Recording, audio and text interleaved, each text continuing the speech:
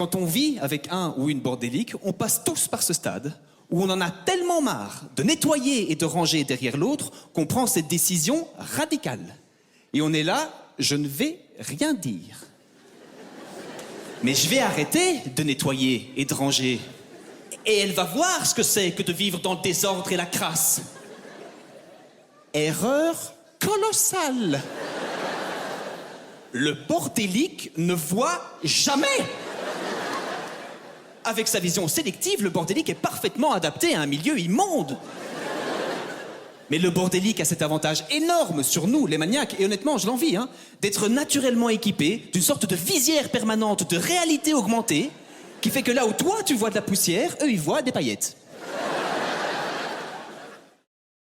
Une femme en amour, ça a 12 ans à vie. Des couettes, en permanence, comme ça. Ah ben une femme amoureuse, c'est très simple à comprendre, c'est basique. Quel que soit son âge, une femme en amour, elle passe par 3 phases. C'est comme ça.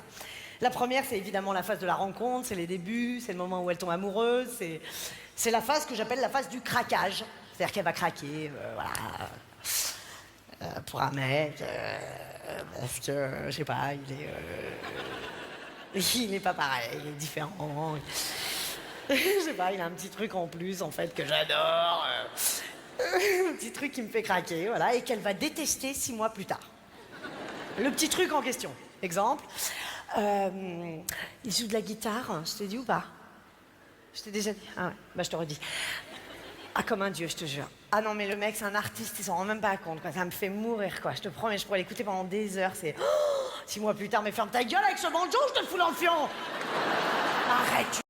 Mais le problème, c'est que tu prends tout à cœur aussi. Non, excuse-moi, c'est ma sœur, donc c'est quand même normal que j'ai envie de connaître le prénom de ce bébé, c'est pas le secret de l'année. Non, c'est pas le secret de l'année, mais si c'est leur truc de pas dire le prénom, respecte ça, enfin, s'il te plaît. Non, t'as raison, ta sœur pourrait au moins te le dire à toi. Surtout que toi, t'es la meilleure pour garder les secrets. Oui, absolument. Tu te souviens le jour où elle t'a dit qu'elle était enceinte et qu'elle t'a demandé de surtout pas me le répéter, tu te souviens? Ça n'a rien à voir, c'est toi qui m'as fait gaffer. Je t'ai demandé est-ce que ça s'est bien passé avec ta sœur, tu m'as répondu, elle est enceinte, t'appelles ça une gaffe, toi? Mais elle était énorme, de toute façon, tu t'en serais bien aperçu, non? C'était une question d'heure. Elle était enceinte d'1 mois, Isa. Bon, enfin, excuse-moi, mais enfin, c'est pas le sujet. Ouais. Je vais être très contente d'être tata, je vais adorer ce gosse. Voilà, je suis obligée de dire ce gosse. Donc je vais toujours dire ce gosse, le bébé, il, c'est nul, c'est complètement impersonnel. Alors, je vais te dire, lui, il est bon pour quelques séances de psychanalyse. Tu me diras, les chiens font pas des chats, quand tu vois le nombre d'années que ma sœur a passé sur le divan. Attends, ta sœur, elle est en psychanalyse? Voilà. C'est incroyable, ça. T'as vu, tu m'as encore fait gaffer. Après, ma sœur, elle veut plus rien me confier. T'es incroyable, hein. Mais ça va pas ou quoi?